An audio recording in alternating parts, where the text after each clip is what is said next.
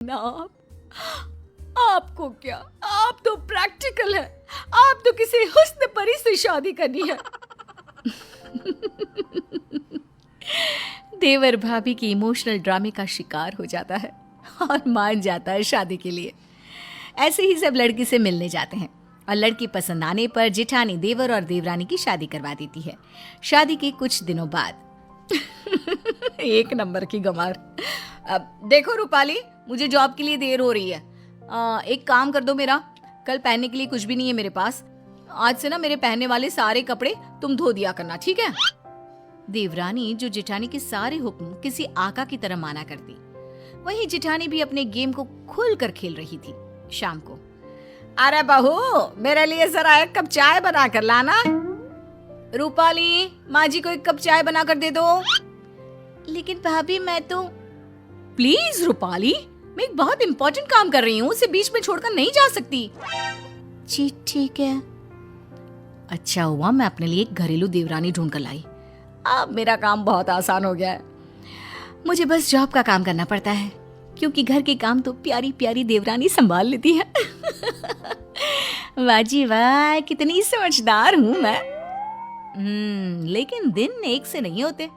जो नया होता है वो एक दिन पुराना हो जाता है और वो रंग सामने आता है जो उसका असली रंग होता है। और फिर, रूपाली जरा मेरा फोन पास करना, और वो फोन में चार्जिंग नहीं होगा, मेरे बैग में चार्जर रख देना।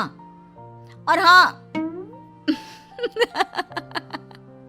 बस जितने दिन की ऐश थी जेठानी साहिबा की, वो खत्म और देवरानी का असली चेहरा बाहर। क्यों दीदी, आप क्या कर रही हो? बैठी ही तो हो।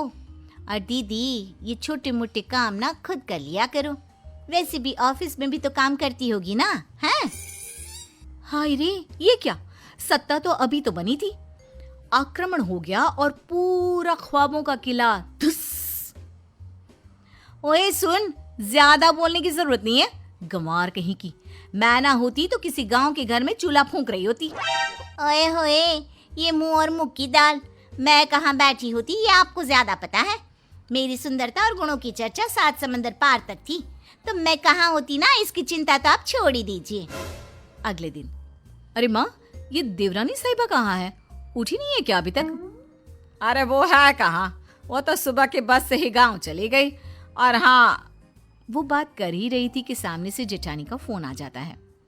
सुनिए दीदी, मैं ना कुछ दिनों के लिए अपने मायके जा रही हूँ, मेरी बस का टाइम हो गया है, इसलिए मैं कपड़े और बर्तन धोकर नहीं गई हूँ, इसलिए वो काम आप ही कर लेना।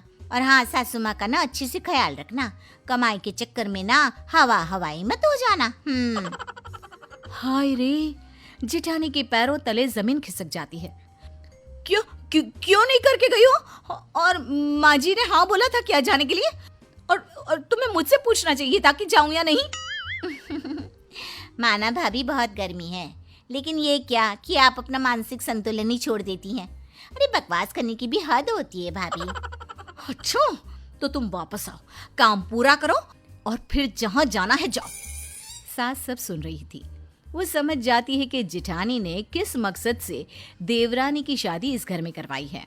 फिर एक रोज जब देवरानी वापस आती है तो, माँ जी, मेरे ना होने पर लग रहा है कि नाश्ता खाना आपने सब छोड़ दिया था, कैसी पतली हो गई है इतने दिनों में।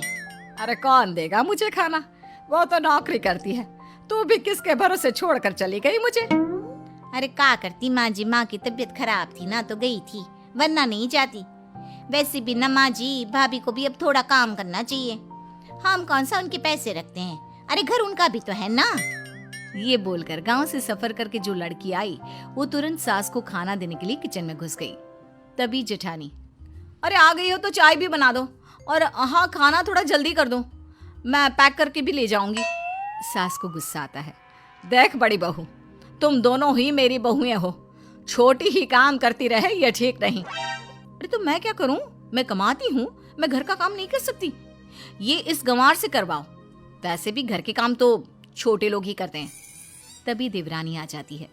माँ जी, आप ना परेशान ना हो, मैंने शाम के खाने के लिए एक छुट्टी लोग जैसी नौकरानी रख ली है। सुबह का मैं बनाऊंगी और रात का या तो भाभी या तो वो नौकरानी, और नौकरानी के पैसे तो